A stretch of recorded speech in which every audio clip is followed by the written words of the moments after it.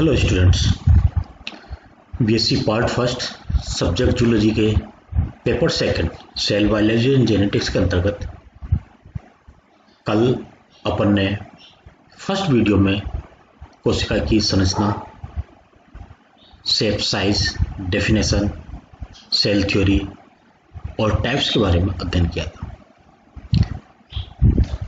मैं डॉक्टर नीरज सैनी आज second video में इस कोशिका के अंदर कौन कौन से ऑर्गेनेल्स हैं उनका ब्रीफ में, संक्षेप में अध्ययन करेंगे, जानकारी लेंगे। इसके बाद अगले वीडियोस में इन ऑर्गेनेल्स की डिटेल स्टडी अपन को पढ़नी है, जो सेल बायोलॉजी का पूरा सिलेबस कवर हो जाता है। यदि हम एनिमल सेल्स की बात करें तो ये एनिमल सेल्स का आपको डायग्राम पूर्व स्लाइड में आपको दिखाया था। और प्लांट सेल्स, ये एक टिपिकल प्लांट सेल्स का डायग्राम है और ये बैक्टीरियल सेल्स का एक डायग्राम है। इन सब में जो चीज़ें कॉमन हैं उनको हम एक कॉमन रूप से स्ट्रक्चर ऑफ सेल्स में लेके चलेंगे। If we study a cell under a microscope we would come across three features in almost every cell. कौन कौन से तीन फीचर्स हैं जो सभी सेल्स में मिलेंगे? प्लाज्मा मेम्ब्रेन है, न्यूक्लियस है, साइटोप्लाज्म है। ये तीन इंपॉर्टेंट है। All activities inside the cell and interaction of the cell with its environment are possible due to these features। जितनी भी कोशिका में आपस में क्रियाएं हो रही हैं और एनवायरमेंट्स के साथ क्रिया हो रही हैं, वो सब इन्हीं के द्वारा हो रहा है। पहला फीचर है प्लाज्मा मेम्ब्रेन, सेकेंड न्यूक्लियस और तीसरा साइटोप्लाज्म। इस साइटोप्लाज्म में साइटोसोल है और सेल ऑर्गेनेल्स हैं। सेल ऑर्गेनेल्स में प्रमुख सेल ऑर्गेनेल्स हैं endoplasmic reticulum, Golgi body, lysosome, vacuoles, mitochondria, plastid, centrosome और साइटोस्केलेटन। इन सब के बारे में प्रारंभिक जानकारी आप 12th क्लास तक जानकारी लेके आए होंगे। पहला लेते हैं plasma membrane. Plasma membrane, cell membrane या प्लाज्मा मेम्ब्रेन, ये एक्सट्रीमली डेलिकेट है, थिन है, इलास्टिक है और सेमी परमेबल मेम्ब्रेन है। मेड ऑफ टू लेयर्स के द्वारा बनी हुई है, लिपिड मॉलिक्यूल्स के, in which protein molecules are floating. Lipid की ये दो लेयर हैं जिसमें प्रोटीन के मॉलिक्यूल उसमें हैं। इनकी थिकनेस वेरीज करती है 75 से 110 एंगस्ट्रॉम तक और ये इलेक्ट्रॉन माइक्रोस्कोप के द्वारा ही ऑब्जर्व की जा सकती है बिना उसके नहीं। प्रोटीन मॉलिक्यूल्स हैं, लिपिड मॉलिक्यूल्स हैं और कुछ कार्बोहाइड्रेट्स के ये मॉलिक्यूल्स इसमें लगे हुए होते हैं। Two lipid layer. फंक्शन है maintain shape and size of the cells. कोशिका के किस प्रकार का शेप रहना है, उसकी कितनी बड़ी आकार रहना है, ये उसको मेंटेन करे। और internal contents of the cells, कोशिका के अंदर कौन कौन से पदार्थ जाएंगे उनको ये प्रोटेक्ट करती है। Regulate entry and exit of substances in and out of the cells. कौन से पदार्थ बाहर निकलेंगे, कौन से अंदर आएंगे, इसको रेगुलेट करती है। मेंटेन्स होम्योस्टेसिस, समस्थिति की स्थिति ये बनाए रखती है। बाहर के और अंदर के वातावरण में समस्थापन बनाए रखती है। सेल वॉल, ये non living and non living है और outermost covering of the cell. Plants और बैक्टीरिया में ये सेल वॉल पाई जाती है, एनिमल सेल्स में ये नहीं होती है। ये कैन बी टफ, रिजिड है, समटाइम फ्लेक्सिबल है।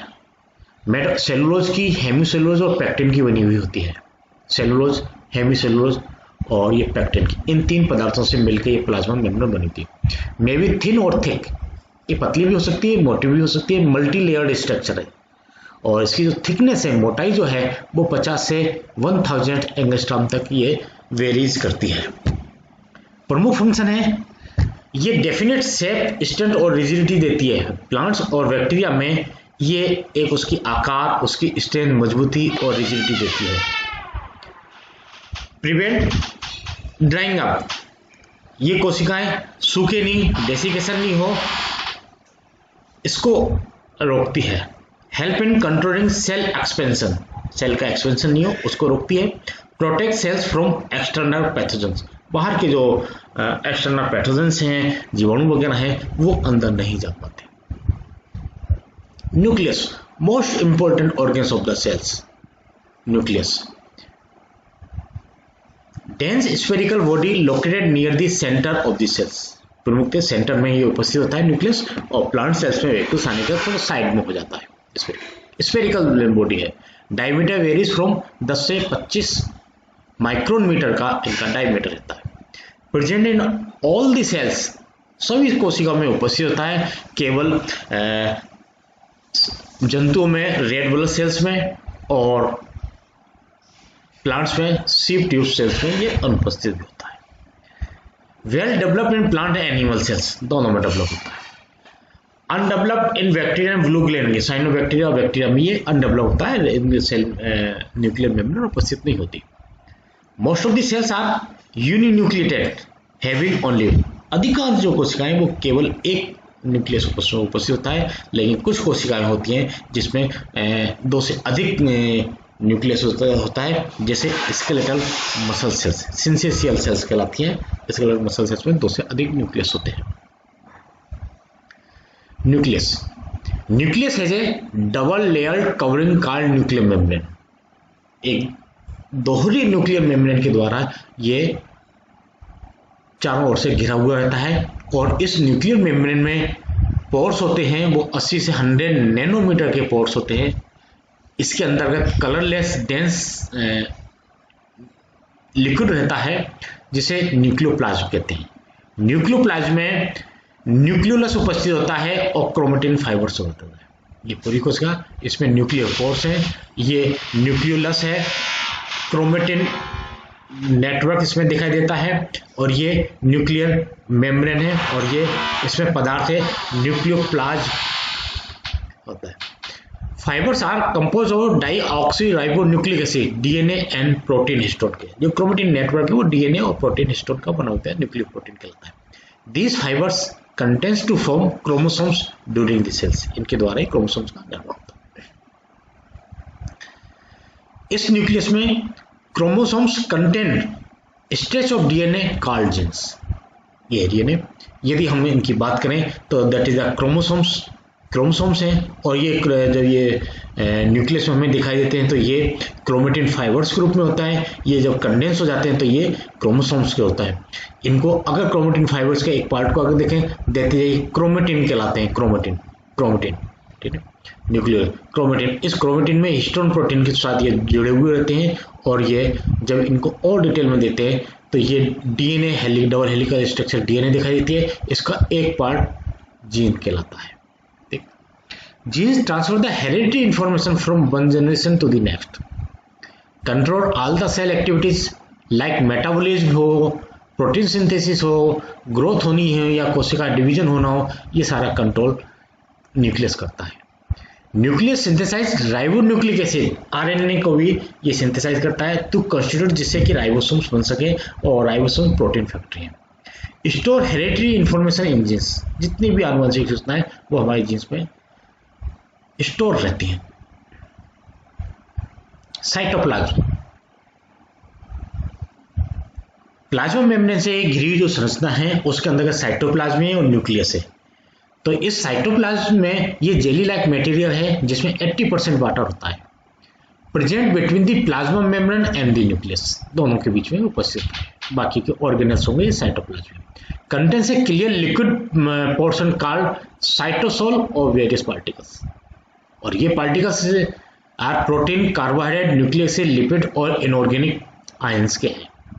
Also contain many organelles with distinct structure and functions, इसी में विभिन्न प्रकार के ऑर्गेनल्स उपस्थित होंगे।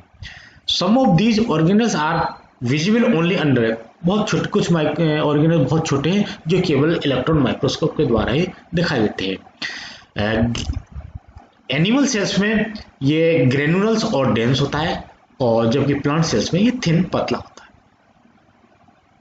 पहला ऑर्गेनल्स है endoplasmic reticulum, ER, network of tubular and vesicular structure, tubule और वेसिकल्स के रूप में स्ट्रक्चर है, which are interconnected with another, एक दूसरे की जुड़ी हुई ये रहती है। ये रफ एंडोप्लाज्मिक रेटिकुलम है, ये smooth endoplasmic reticulum. Rough endoplasmic reticulum के ऊपर राइबोसोम्स लगे रहते हैं, और स्मूथ पे राइबोसोम्स अनुपस्थित होते हैं। ये राइबोसोम्स ग्रेन्यूल्स है, और ये एक ट्यूबल्स और वेसिकल्स का एक नेटवर्क बनाता है जो ये चारों ओर केंद्र के और अनऑर्गेनाइज्ड के साथ जुड़ता है। Some parts are connected to the nuclear membrane के साथ जुड़े होते हैं, while other are connected to the cell membrane. इसका मतलब एंडोप्लाज्मिक रेटिकुलम का एक पार्ट न्यूक्लियर मेम्ब्रेन से जुड़ा होता है और दूसरा पार्ट सेल मेम्ब्रेन जुड़ा होता है, जिससे ये ट्रैफिकिंग हो सके। ये स्मूथ एंडोप्लाज्मिक रेटिकुलम और रफ एंडोप्लाज्मिक रेटिकुलम। प्रमुख कार्य इसका है इंटरनल सपोर्ट देता है, साइटोप्लाज्म को इंटरनल सपोर्ट देता है। रफ एंडोप्लाज्मिक रेटिकुलम में प्रोटीन सिंथेसिस होता है और मेम्ब्रेन प्रोटीन बनते हैं, और स्मूथ एंडोप्लाज्मिक रेटिकुलम में लिपिड्स का सिंथेसिस होता है सेल मेम्ब्रेन के लिए। In liver cells smooth endoplasmic reticulum detoxify करती है ड्रग्स और पॉइजन्स को। In muscle cells endoplasmic reticulum store calcium ion. ये प्रमुख डिफरेंट फंक्शंस हैं एंडोप्लाज्मिक रेटिकुलम को। Golgi body discovered by Camillo Golgi और फॉर्म्ड बाय स्टैक्स। ये विभिन्न प्रकार के स्टैक्स हैं, जिसके ये न्यूली फॉर्मिंग वेसिकल्स है, ये ट्रांसफेस है, ये सिस फेस है, और आउटगोइंग ट्रांसपोर्ट वेसिकल्स है, ये newly forming cis form incoming transport vesicles, इसमें जुड़ते चले जाते हैं और ये सिस्टर्नी बनती चली जाती है, और ये ड्रॉपलेट ये आउटगोइंग होते जाते हैं। Sacs are usually flattened and called the cisternae. That is the sac. That is the cisternae. Has two ends. Cis face situated near the endoplasmic. Cis face endoplasmic reticulum के पास होगी और ये trans face cell membrane के पास होगी। यहाँ से ये incoming transport vesicles हैं और ये आउटगोइंग ट्रांसपोर्ट वेसिकल्स। प्रमुख कार्य इसका मॉडिफाई करना, सोल्टिंग करना और पैकिंग मटेरियल जो कि सेल के अंदर हो रहा उसको पैकेजिंग का काम करना। ये डिलीवर्स करता है synthesise material to various targets in the cells और आउटसाइड द सेल्स, सेल के अंदर और विभिन्न ऑर्गेनल्स को ये देने के लिए ये synthesise produce vacuoles and secretory. ये जितने भी वैक्यूल्स बनते हैं और सेक्रेटरी वेसिकल्स बनते हैं उनका निर्माण भी इसके द्वारा होता है, और ये प्लाज्मा मेम्ब्रेन लाइसोसोम्स का निर्माण भी करता है। अगला फंक्शन है गोल्जी बॉडी एट वर्क। ये इसको डिटेल में हम गोल्जी बॉडी की स्ट्रक्चर डिटेल में पढ़ेंगे, तब इस पूरे को हम जानेंगे कि गोल्जी बॉडी किस तरह से वर्क करती है। अगला ऑर्गेनल्स है लाइसोसोम्स। स्मॉल छोटा स्फेरिकल गोलाकार और single membrane, double membrane sac नहीं, single membrane sac, that is the lysosome, और ये साइटोप्लाज्म में उपस्थित होता है। इसके अंतर्गत हाइड्रोलाइटिक एंजाइम्स उपस्थित होते हैं, हाइड्रोलाइटिक एंजाइम्स उपस्थित होते हैं मेम्ब्रेन से घिरी हुई, और occur in most animal cells and in a few types of plant cell. Animal cells में तो उपस्थित होता है, प्लांट सेल्स में कुछ में होता है। इसका काम है डाइजेस्टिंग ऑफ लार्ज मॉलिक्यूल्स को डाइजेस्ट करना, protect cells by destroying foreign invaders, जो बाहर के बैक्टीरिया वायरस आते हैं उनको डिस्ट्रॉय करके कोशिका को बचाना, degradation of warm out organelles, जो ऑर्गेनल्स काम नहीं आ रहे उनको समाप्त करना और उनके मेटेरियल को कम लेना। इन डेड सेल्स परफॉर्म ऑटोलाइसिस, जो कोशिकाएं डेड हो जाती है ये ऑटोलाइसिस के द्वारा उन कोशिकाओं को समाप्त कर देता है। वैक्यूल्स प्लांट प्रमुख रूप से प्लांट सेल्स में मिलती है, उस प्लांट सेल्स में मिलने के कारण ये न्यूक्लियस थोड़ा साइड में हो जाता है। ये भी सिंगल मेम्ब्रेन है और विद लिक्विड और सेल, जिसमें वाटर शुगर आयंस भरे हुए होते हैं। In animal cells vacuoles are temporary बनती है, स्मॉल साइज में होती है, बहुत ही कम नंबर होती है, जबकि प्लांट्स में ये बहुत अधिक नंबर होती है। मे भी कॉन्ट्रेक्टाइल और नॉन कॉन्ट्रेक्टाइल दोनों प्रकार की। क्या काम है इसका? ये स्टोर करती है वेरियस सब्सटेंसेस, वेस्ट प्रोडक्ट्स वगैरह, मेंटेन ऑस्मोटिक प्रेशर को मेंटेन करने की वजह जिसके द्वारा प्लांट्स में वाटर का मूवमेंट हो सके। कुछ फूड पार्टिकल्स को भी ये स्टोर करती है, स्पेशली अमीबा सेल्स वगैरह में। टर्जिडिटी और रिजिडिटी ऑफ प्लांट सेल्स को ये देने का काम ये वैक्यूल्स का काम है। माइटोकॉन्ड्रिया, अगला ऑर्गन है माइटोकॉन्ड्रिया, मोस्ट इंपोर्टेंट ऑर्गन्स है माइटोकॉन्ड्रिया। ये स्मॉल है, स्मॉल रोड शेप्ड ऑर्गेनल्स है, bounded by two membrane, two double membranes के द्वारा घिरा हुआ है, that is the inner membrane, that is the outer membrane, दोनों। और ये इनर मेम्ब्रेन अंदर की तरफ मुड़ के क्रिस्टल में जाती है, जिसके बीच में मैट्रिक्स होता है, और ये कहीं कहीं बीच में राइबोसोम्स लगे होते हैं, और इसके अंतर्गत एक डीएनए भी होता है।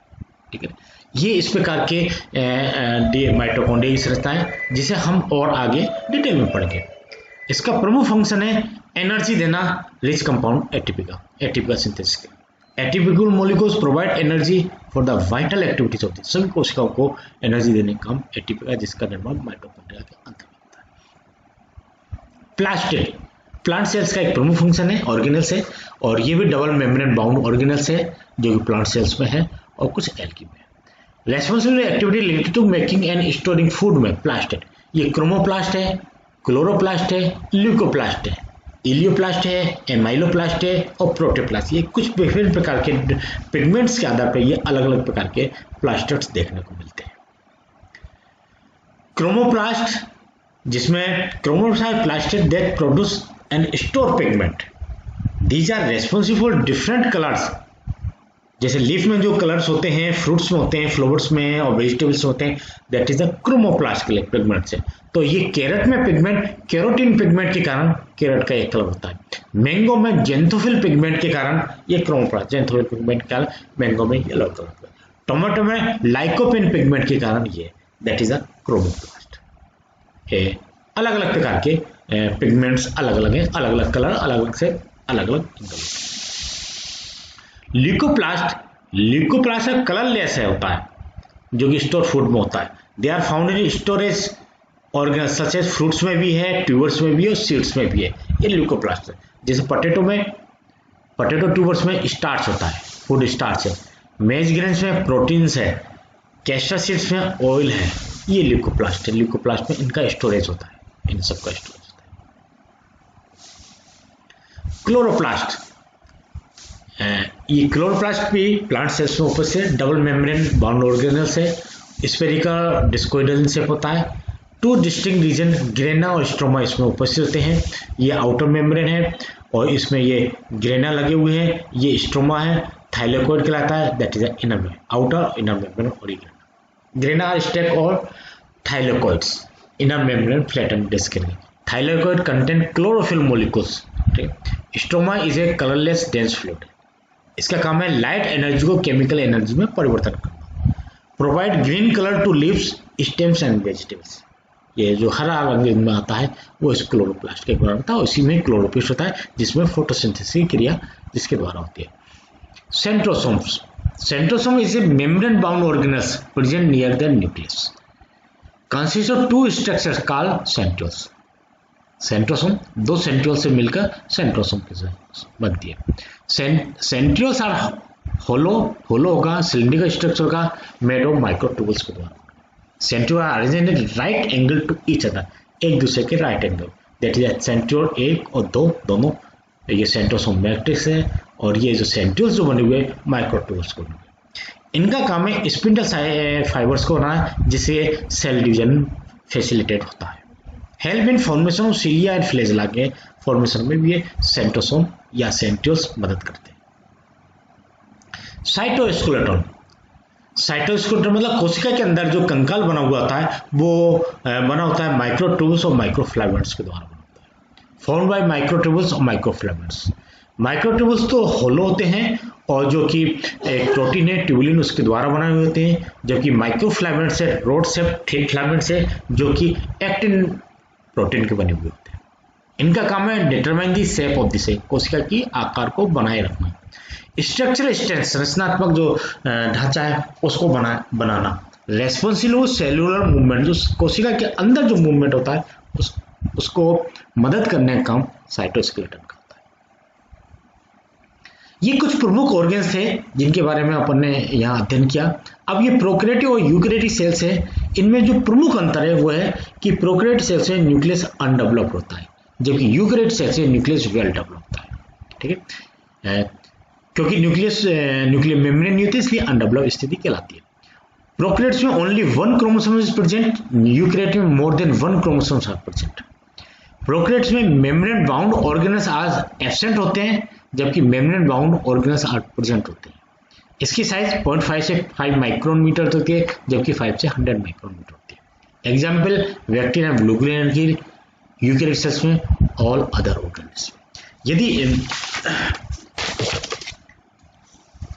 ये कुछ प्रमुख अंतर हैं कि यहाँ अगर हम और बात करें तो जितने भी ऑर्गेनल से संक्षेप में बता दिया कि चाहे वो माइटोकॉन्ड्रिया हो, गोल्जी बॉडी हो, एंडोप्लाज्म हो, लाइसोसोम्स हो और सेंट्रोसोम्स हो, ये सारे अनुपस्थित होते हैं यूकेरियोटिक सेल्स में और ये ऑर्गेनल्स उपस्थित होते हैं यूकेरियोटिक सेल्स में। इसी प्रकार से एनिमल सेल्स जनरली दोनों के डायग्राम ऊपर हमने दिखाए थे फर्स्ट स्लाइड में कि जनरली स्मॉल इन साइज है जबकि जनरली लार्ज इन साइज है वेहिकल्स होने के कारण। सेल वाल इसमें एब्सेंट होती है, सेल वाल यहाँ प्रेजेंट होती है। प्लास्टिड इसमें एब्सेंट होते हैं एनिमल सेल्स में और प्लास्टिड प्लांट सेल्स में उपस्थित होते हैं। तो सेल वाल प्लांट सेल्स में सेल वाल प्रेजेंट होती है तो प्लास्टिड भी प्रेजेंट होता है। सेल वाल और प्लास्टिड दोनों एब्सेंट होता है एनिमल सेल्स में। Vehicles are smaller in size and less in number और vehicles are large in size and more in number. और एनिमल सेल्स में जो प्रमुख कैरेक्टर के सेंट्रियोल्स प्रेजेंट होता है और सेंट्रियोल्स प्लांट सेल्स में एब्सेंट होता है। और इस वेहिकल्स के कारण न्यूक्लियस जो है एनिमल सेल्स में सेंट्रल्स में होता है और वेहिकल्स बड़ी होने के कारण प्लांट सेल्स में न्यूक्लियस पेरिफेरल होता है। Okay, thank you. आज यही हम समाप्त करते हैं इस वीडियो में। नेक्स्ट वीडियो में नेक्स्ट क्लासेस में हम और आपको आगे की क्लास करते हैं। Okay, thank you.